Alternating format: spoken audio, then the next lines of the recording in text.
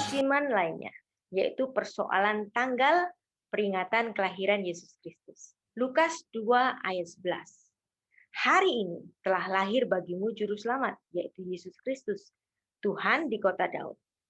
Anda melihat di sini Alkitab tidak menulis 25 Desember. Dengan dalil ini, orang-orang menyatakan Yesus tidak dicatat lahir 25 Desember. Hanya dituliskan hari ini, tetapi bukan tanggalnya. Bagaimana mungkin orang Kristen itu merayakan hari lahir Tuhan Yesus pada 25 Desember? Pastilah itu salah. Catatan bapak-bapak gereja tentang 25 Desember tidak bisa diklaim salah begitu saja. Bapak-bapak gereja pastilah memiliki dasar untuk menentukan tanggal 25 Desember itu. Tuhan Yesus lahir di Ir David, lahir di kota Daud. Dalam Alkitab ada dua macam kota Daud. Yang pertama adalah kota Bethlehem. Sebab di Bethlehem Raja Daud itu lahir. Kemudian ada kota Yerusalem yang juga disebut sebagai kota Daud. Kenapa disebut kota Daud? Karena Yerusalem adalah satu kota yang direbut oleh Daud dari tangan orang Yebus. Dan ini merupakan satu pengenapan dari apa yang dijanjikan oleh Tuhan kepada Abraham tentang tanah bagi keturunannya yang baru diraih dengan kekuasaan Daud sebagai raja di Yerusalem dan merebut tanah Yerusalem dari orang-orang Yebus. Dari tahun ke tahun akan selalu diulang-ulang bahwa Christmas itu pagan, Natal itu kafir, kelahiran dewa matahari, kelahiran dewa Nimrod, kelahiran dewa Saturnalia, kelahiran dewa Apollo, dan seterusnya.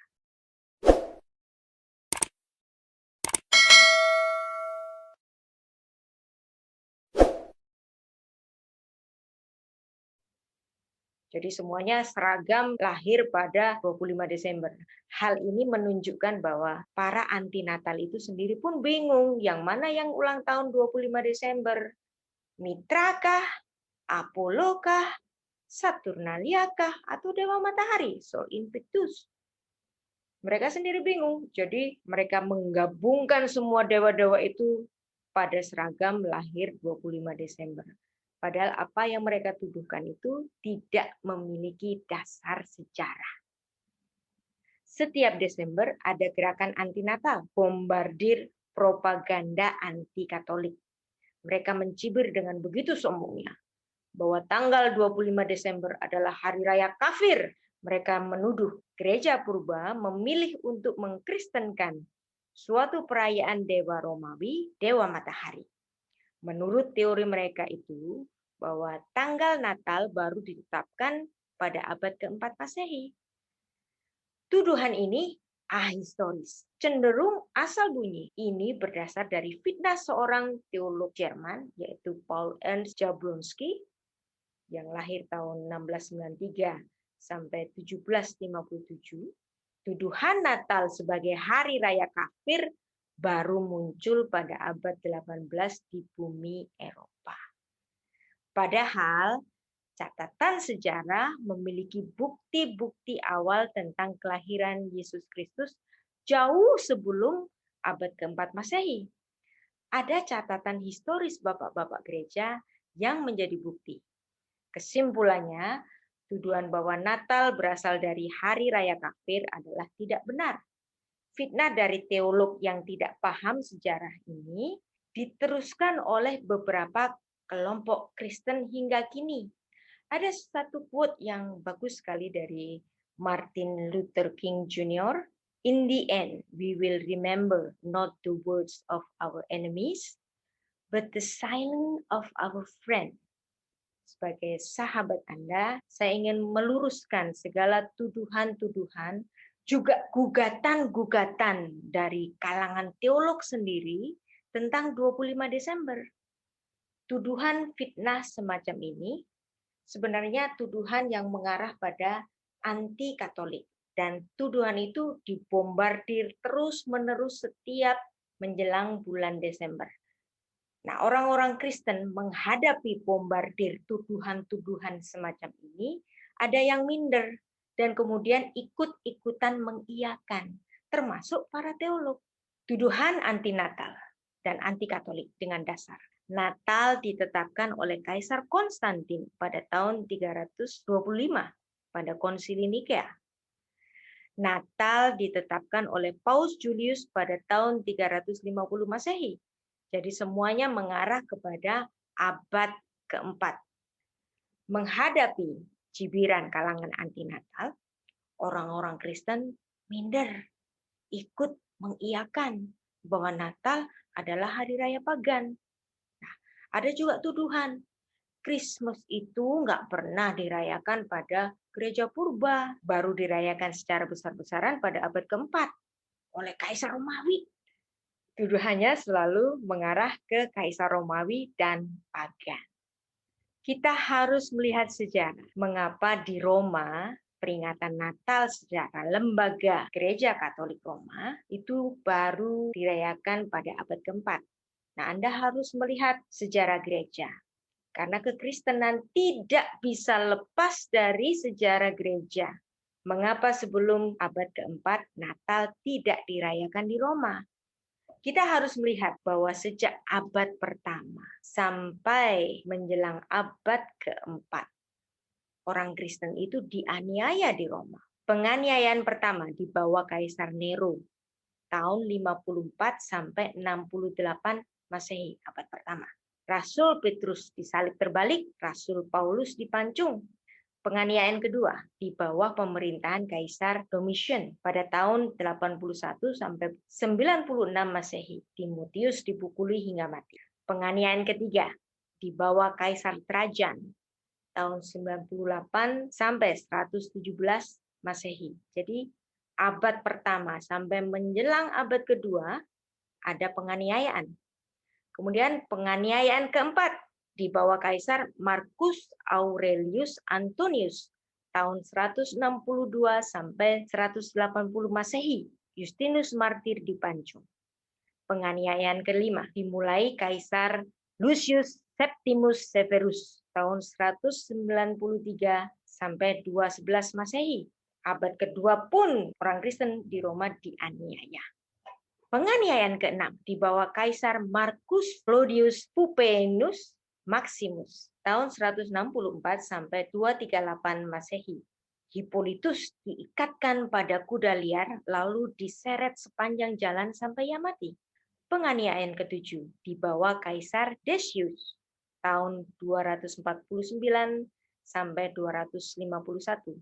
Origen dibakar. Penganiayaan ke-8 di bawah Kaisar Valerian 253 sampai 260 Masehi. Penganiayaan ke-9 di bawah Kaisar Aurelian. Penganiayaan ke-10 di bawah Kaisar Diocletian pada tahun 284 sampai 305 Masehi. Anda lihat di sini, sejak abad pertama sampai menuju ke abad keempat, orang-orang Kristen di Roma itu dianiaya. Dari latar belakang ini kita dapat melihat mengapa Natal tidak dirayakan secara lembaga. Pada gereja mula-mula bahkan tidak ada liturgi gereja. Bagaimana ada liturgi gereja? Karena mereka dikejar-kejar. Mereka hanya dapat beribadah di katakombe seperti ini. Apa itu katakombe? Katakombe adalah kuburan-kuburan di bawah tanah. Jadi sebelum abad keempat, kekristenan tidak memiliki liturgi. Belum ada musik gereja tentu saja, karena mereka ibadah dengan sembunyi-sembunyi. Daniel Roques, seorang sejarawan dari Prancis, mengatakan bahwa masa penganiayaan gereja di Roma sampai keluarnya Edik Milan tahun 313 yang memberikan kebebasan beragama pada gereja.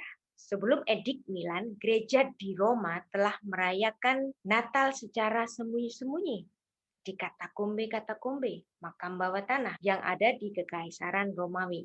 Jadi walaupun secara liturgi gereja, secara lembaga, Natal dirayakan secara besar-besaran pada abad keempat, namun demikian peringatan kelahiran Yesus Kristus tidak dimulai pada abad keempat Masehi. Jauh sebelum itu, Gereja Purba telah memperingati kelahiran Yesus Kristus pada 25 Kislev, yaitu hari raya Hanukkah, sebagaimana tertulis pada dokumen gereja Koptik di Daskalia pada tahun 189 Masehi. Kekristenan tidak boleh lepas dari sejarah gereja. Kekristenan tidak tercabut dari sejarah gereja sampai hari ini.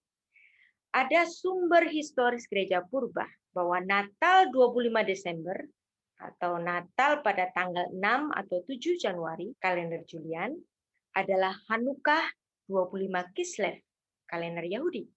Natal 25 Desember dipersoalkan oleh sebagian teolog. Sebagian teolog menyalah-nyalahkan Bapak Gereja. Nah, ini kan aneh. Kekristenan tidak tercabut dari sejarah gereja. Demikian juga catatan dari Bapak Gereja menjadi acuan bagi kita untuk melakukan ibadah hari ini. Buktinya kita menggunakan Alkitab Perjanjian Baru, di situ terdapat 27 kitab-kitab yang dikanonisasi oleh Bapak-Bapak Gereja. Jadi Alkitab itu adalah karya dari Bapak Gereja. Maka menjadi orang Kristen tidak boleh tercabut dari sejarah gereja. Tidak boleh melepaskan diri dari karya dari Bapak Gereja. Karena kitab suci yang kita baca adalah karya kanonisasi dari Bapak-Bapak Gereja yang mengumpulkan tulisan-tulisan dari Rasul Kristus.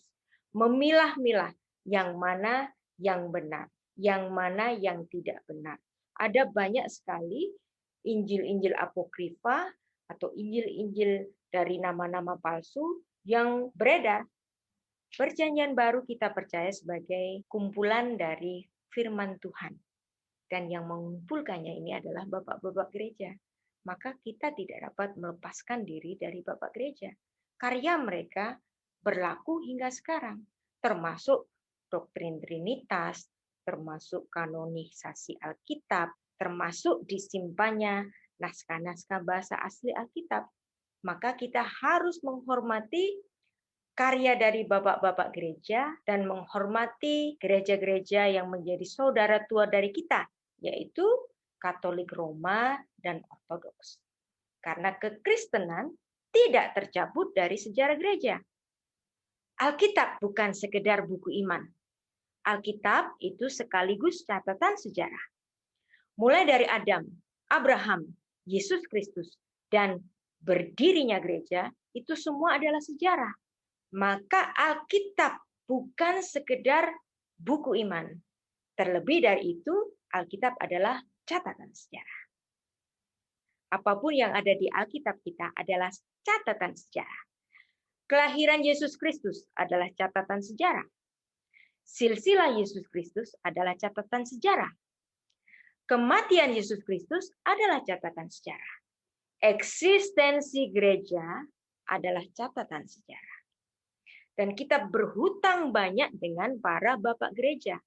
Jadi adalah aneh jika seorang teolog atau seorang dosen STT, seorang yang sudah lulus S3, masih mempersoalkan catatan bapak gereja, menyalah-nyalahkan apa yang ditulis oleh bapak gereja. Alkitab yang kita baca, kanonisasinya adalah karya dari bapak gereja. Ada sebagian teolog yang menggugat 25 Desember sebagai hari kelahiran Yesus. Sebenarnya catatan mengenai kelahiran Yesus 25 Desember itu jauh sebelum abad keempat Masehi. Sebagian teolog Barat, termasuk teolog Indonesia yang berkiblat di Barat, para penuduh bahwa Natal adalah perayaan dewa pagan, selalu mendasarkan tuduhannya bahwa Natal pagan ini dimulai dari abad keempat Masehi. Tuduhan bahwa Natal itu pagan sebenarnya baru muncul pada abad 17 atau abad 18. Fakta sejarah dengan jelas membuktikan bahwa upaya untuk menghitung perayaan Natal sudah dimulai dari era sejarah gereja yang paling awal. Irenaeus dalam bukunya Adversus Hereses melawan para bidak pada tahun 189 Masehi menuliskan bahwa pembuahan bayi Yesus Kristus terjadi oleh karena ketaatan perawan Maria. Dalam bukunya Adversus Heresus 3:224, ikatan ketidaktaatan Hawa dilepaskan oleh ketaatan Maria. Apa yang terikat oleh ketidakpercayaan Hawa dilepaskan oleh iman Maria. Gereja secara tradisi merujuk tanggal 25 Maret, yaitu tanggal di mana dia disalibkan. Dan itu terkait dengan hari konsepsi Roh Kudus menaungi Maria. Kalau tanggal Annunciation itu 25 Maret, 9 bulan kemudian lahirlah Sang Mesias. Maka akan ketemu tanggal 25 Desember. Nah, ini ada dalam catatan Hippolytus of Rome, Commentary of Daniel, yang ditulis pada tahun 204 Masehi. Siapa itu Hippolytus? Hippolytus adalah murid dari Irenaeus. Siapa itu Irenaeus? Irenaeus adalah murid dari Polikarpus. Siapa itu Polikarpus? Polikarpus adalah murid dari Rasul Yohanes, Rasul Kristus.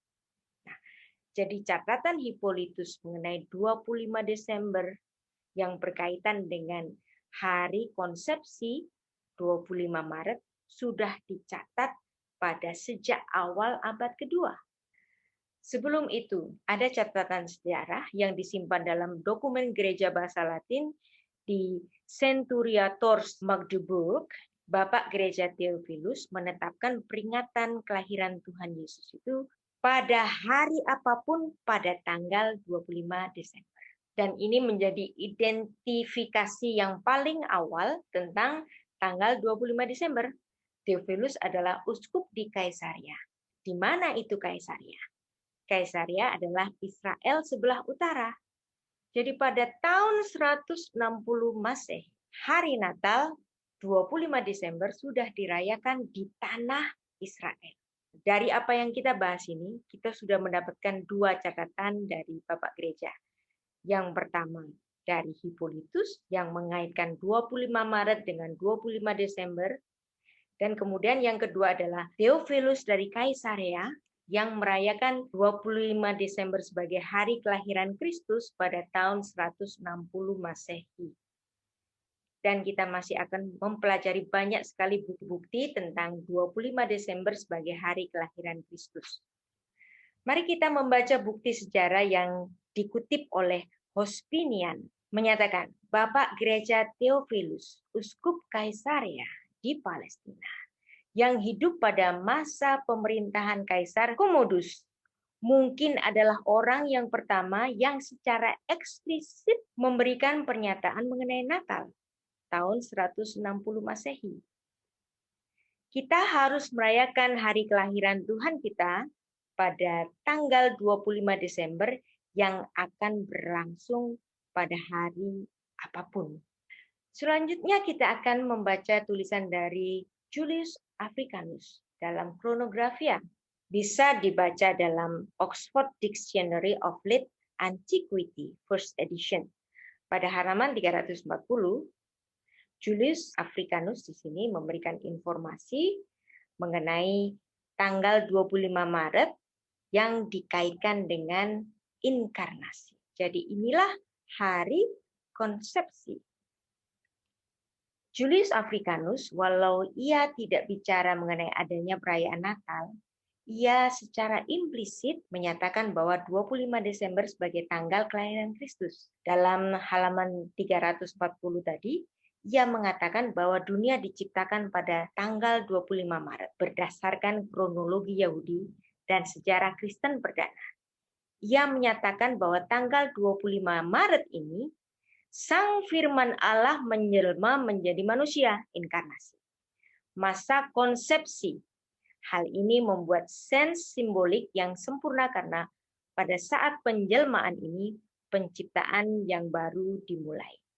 Berdasarkan Julius Africanus, karena Sang Firman Allah telah menjelma menjadi manusia sejak masa dia dikandung oleh perawan Maria, hal ini berarti 9 bulan setelah 25 Maret, Sang Firman Allah telah menjadi manusia, lahir pada 25 Desember. Jadi sejauh ini kita sudah mendapatkan 3 catatan. Yang pertama adalah Hippolytus, yang kedua adalah Theophilus, dari Kaisaria yang merayakan 25 Desember sebagai hari kelahiran Kristus, dan yang ketiga adalah Julius Africanus. Joseph Ratzinger adalah Paus Benedictus.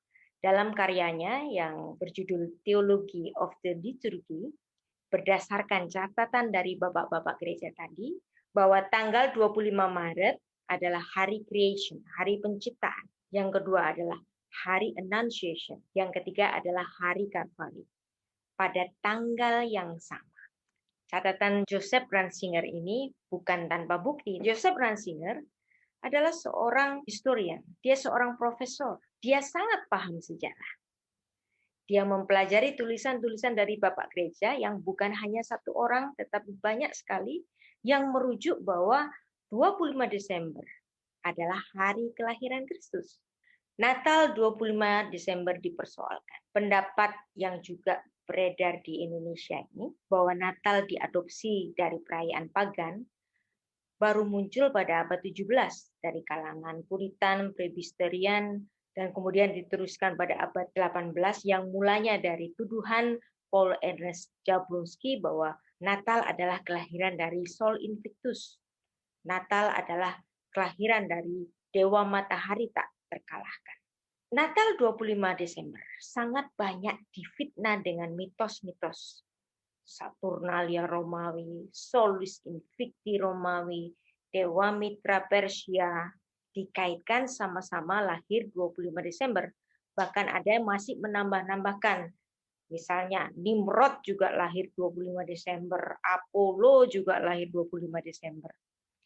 Klaim-klaim yang dipaparkan bahwa Natal diadopsi dari 2 atau 3 atau lebih perayaan pagan, yaitu perayaan Saturnalia, Dewa Saturnus. Kalau dikatakan bahwa mereka itu semua seragam 25 Desember, ini menunjukkan bahwa kaum anti Natal itu sendiri juga kebingungan. Yang mana sih yang lahir 25 Desember? Kan tidak mungkin semuanya akan lahir secara seragam 25 Desember. Artinya di sini para anti Natal sendiri juga tidak memiliki dasar yang kuat mengenai tuduhan-tuduhan mereka sendiri. Asal bunyi saja. Klaim-klaim yang dipaparkan adalah bahwa Natal diadopsi dari 2 atau bahkan 3 atau bahkan lebih perayaan pagan.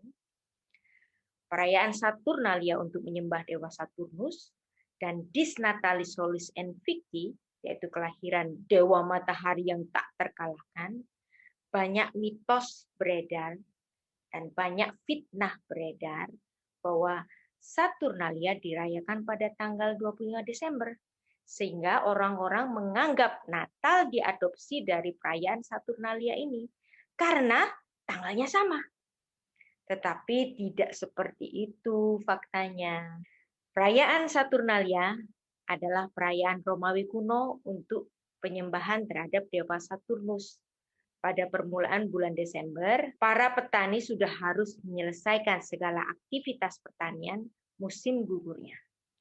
Dan kemudian dilanjutkan dengan penyembahan terhadap Saturnus dengan sebuah perayaan bernama Saturnalia. Saturnalia resminya dirayakan pada tanggal 17 hingga 23 Desember. Nah, jelas di sini bukan 25 Desember. Kaisar Agustus menguranginya menjadi 3 hari sehingga instansi-instansi sipil tidak perlu tutup lebih lama dari seharusnya. Kemudian Kaisar Caligula menambahkan menjadi 5. Terakhir, Kaisar Claudius mengembalikan perayaan ini seperti semula. Jadi, perayaan Saturnalia ini tidak ada hubungannya dengan 25 Desember. Mengapa dikatakan Natal diadopsi dari Saturnalia? Tidak ada tanggal 25 Desember sebagai perayaan Saturnalia ini. Adakah bukti sejarah kelahiran Dewa Saturnus, Dewa Sol Invictus, Dewa Mitra yang sama-sama lahir pada 25 Desember? Tidak ada. Jadi tuduhan ini asal bunyi. Ambrosius Theodius Macrobius adalah seorang penganut agama pagan Romawi yang hidup sekitar paruh pertama abad ke-5 Masehi. Dalam bukunya yang berjudul Saturnalia, bahwa perayaan Saturnalia jatuh pada tanggal 16 sampai 18 Desember kalender Julian. Berdasarkan bukti sejarah dari Macrobius ini, kita melihat bahwa tidak ada hubungannya dengan 25 Desember, Natalnya orang Kristen. Perayaan Dewa Sol Invicti Romawi jatuh pada winter solstice pada abad 1 sampai 5 Masehi. Winter solstice terjadi pada tanggal 19 sampai 23 Desember. Jadi, ini bukan 25 Desember. Roma pada abad 1 sampai 4 Masehi. Winter solstice pada abad 5 Masehi berlangsung tanggal 19 sampai 20 Desember. Sehingga kedua hari raya kafir Saturnalia maupun Sol Invicti sangat bukan merupakan asal-usul dari Natal 25 Desember. Jadi kita melihat banyak sekali fitnah terhadap Natal. Hari raya kafir Saturnalia maupun hari raya kafir Sol Invictus dan Dewa Mitra dan seterusnya bukan asal-usul dari Natal 25 Desember. Jadi mengapa dikatakan Natal itu diadopsi dari hari raya kafir? Kecuali ini adalah fitnah. Hari raya Natal yang sudah dirayakan oleh Uskup Kaisaria Theophilus, Bapak Gereja Theophilus, dan dirayakan secara diam-diam pada gereja di katakombe-katakombe. Kemudian setelah Edik Milan pada tahun 313 yang dimana agama Kristen menjadi agama negara dan orang Kristen dapat beribadah secara bebas, kemudian perayaan ini baru diikuti oleh Gereja Katolik Roma pada masa Paus Julius yang pertama, yang kemudian hari dikonversikan menurut kalender matahari versi Gregorian 25 Desember. Pada akhir abad keempat, Uskup Epifanius dari Salamis, salah satu sejarawan gereja, memberikan kronologi kehidupan Tuhan Yesus Kristus, di mana menurut kalender Julian, tanggal 6 Januari adalah hari kelahiran Tuhan, dan tanggal 8 November adalah hari pembaptisan Tuhan di Sungai Yordan. Gereja-gereja timur menggunakan kalender Julian dan merayakan hari raya Natal pada tanggal 6 atau 7 Januari. Untuk menjawab keraguan beberapa orang Kristen sendiri, bahwa Natal itu bikin-bikinan dari Katolik Roma yang baru dirayakan pada abad yang keempat Masehi. Kita harus kembali melihat bagaimana gereja itu dianiaya di bawah pemerintahan Kaisar-Kaisar Romawi.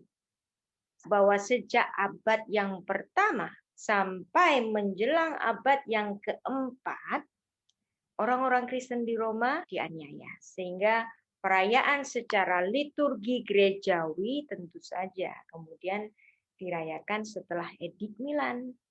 Akhir abad ketiga merupakan keruntuhan Kekaisaran Romawi Barat. Semenjak Kaisar Diocletian membagi wilayah kekaisaran menjadi dua. Romawi Barat yang berlokasi di kota Milan, dan Romawi Timur yang berlokasi di Konstantinopel. Awalnya, kedua bagian kekaisaran tersebut hidup berdampingan dengan rukun. Namun menjadi saling perang akibat adanya perebutan sumber daya alam maupun perkara bantuan militer.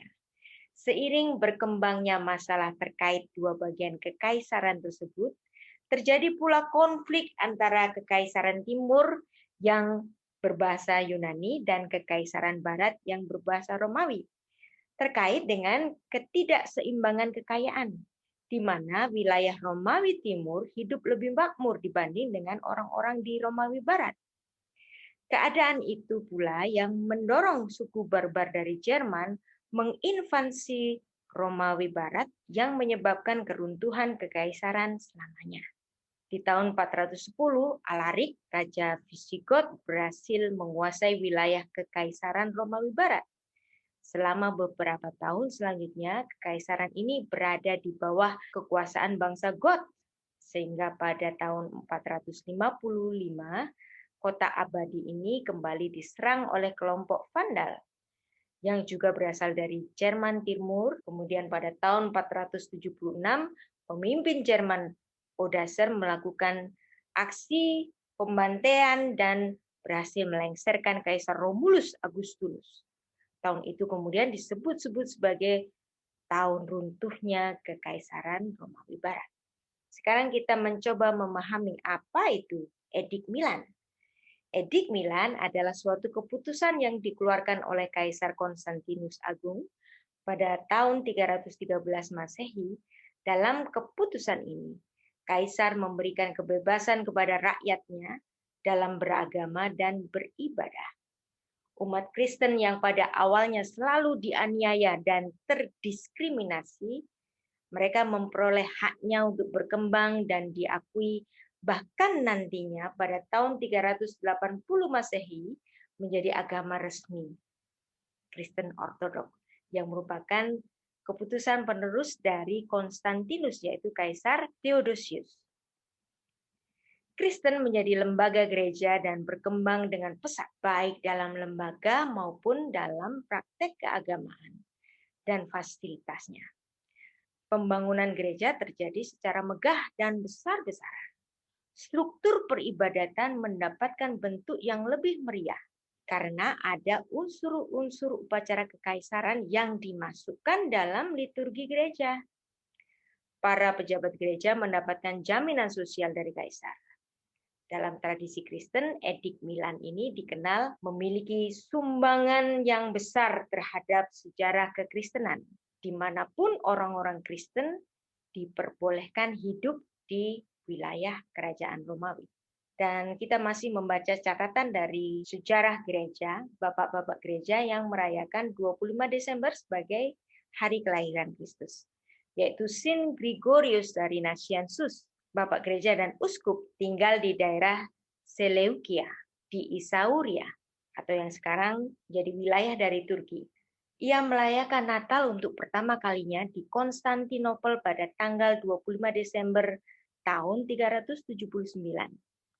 Dan pada permulaan abad kelima, biarawan terpelajar Saint Yohanes Cassianus dari Konstantinopel pergi ke Mesir untuk mempelajari peraturan-peraturan biara di sana antara tahun 418 hingga 425. Yohanes Cassianus menulis laporan pengamatannya. Ia memberitahukan kita bahwa uskup-uskup di wilayah itu pada masa tersebut menganggap pesta Epifani, yaitu penampakan Tuhan, sebagai hari kelahiran Tuhan, dan tidak ada perayaan terpisah dalam menghormati kelahiran Tuhan. Dia menyebut hal ini sebagai tradisi kuno. Kebiasaan lama ini segera memberi jalan bagi tradisi baru. Sementara mengunjungi Saint Cyrillus, Patriark Alexandria, Uskup Paulus dari Emesa berkhotbah pada perayaan kelahiran Tuhan Yesus pada 25 Desember tahun 432 Masehi. Natal telah diperkenalkan kepada Mesir sebelum waktu kunjungan ini. Dapat dikatakan sekitar 418 dan 432 Masehi, dan peristiwa ini menjadi bukti kuat berdasarkan kalender yang telah ada. Yohanes Chrysostomus bukan orang yang pertama merayakan Natal 25 Desember. Kita sudah mempelajari semuanya bahwa sejak Hippolytus, sejak Theophilus dari Kaisarea, Julius Africanus, dan seterusnya merujuk 25 Desember adalah hari kelahiran Yesus Kristus. Yohanes Chrysostomus, bapak gereja dan uskup, berkhotbah di Antioquia, Syria pada tahun 20 Desember 386, dan karena kefasihan pewartaannya, ia berhasil mengajak umat beriman untuk menghadiri Natal 25 Desember tahun 386. Sejumlah besar umat beriman hadir di gereja ketika Natal dirayakan. Pada pengantar khotbah, ia mengatakan, ia berharap dapat berbicara kepada mereka mengenai perayaan Natal yang telah menjadi kontroversi besar di Antioquia. Jadi kontroversi mengenai Natal ini bukan hanya terjadi pada tahun-tahun ini, termasuk pada tahun 386 Masehi. Ribuan tahun sebelum kita lahir, bukan? Nah, dia mengusulkan kepada para pendengarnya untuk menghormati dan merayakan Natal dengan 3 dasar. Pertama, karena Natal telah menyebar dengan cepat dan pesat dan telah diterima dengan baik di berbagai daerah. Yang kedua, karena waktu pelaksanaan sensus pada tahun kelahiran Yesus dapat ditentukan dari berbagai dokumen kuno yang tersimpan di Roma. Dan yang ketiga, waktu kelahiran Tuhan Yesus dapat dihitung dari peristiwa penampakan malaikat pada Zakaria, ayah Yohanes Pembaptis di Bait Allah. Zakaria sebagai imam agung masuk ke dalam tempat Maha Kudus pada hari penebusan dosa, Yom Kippur, yang disusul dengan Hari Raya Sukkot. Hari-hari tersebut pada kalender Romawi adalah jatuh pada sekitar bulan September atau Oktober. 6 bulan sesudah peristiwa ini, malaikat Gabriel datang kepada Maria, sehingga jika dihitung secara tepat 6 bulan kemudian, itu jatuhnya pada bulan Maret. 9 bulan kemudian Yesus Kristus lahir pada bulan Desember. Cocok dengan tulisan dari Bapak Gereja sebelumnya, Hippolytus Julius Africanus, juga apa yang dilakukan oleh Uskup Kaisarea yaitu Theophilus. Yohanes Chrysostomos menyimpulkan khotbahnya dengan sanggahan telak terhadap orang-orang yang menolak bahwa Sang Allah telah menjadi manusia dan tinggal di dunia. Yohanes dengan bukti-bukti tersebut menyimpulkan khotbahnya untuk menyanggah terhadap orang-orang yang menolak kelahiran Yesus Kristus 25 Desember. Dan khotbah Yohanes Chrysostomos ini dengan mengacu bahwa perayaan atau peringatan kelahiran Yesus sudah dirayakan atau sudah diperingati oleh gereja-gereja lainnya. Ensiklopedia Britannica pada edisi yang ke-11 tahun 1910 mencatat tentang apa yang dituliskan oleh bapak-bapak gereja tadi. Karena tulisannya kecil-kecil, maka saya coba besarkan sebagian yang penting. Kita bisa melihat pada Ensiklopedia Britannica ini mencatat adanya Theophilus yang sudah merayakan Natal. Anda lihat di sini, Theophilus of Antiochia yang sudah merayakan Natal pada tahun 160 Masehi.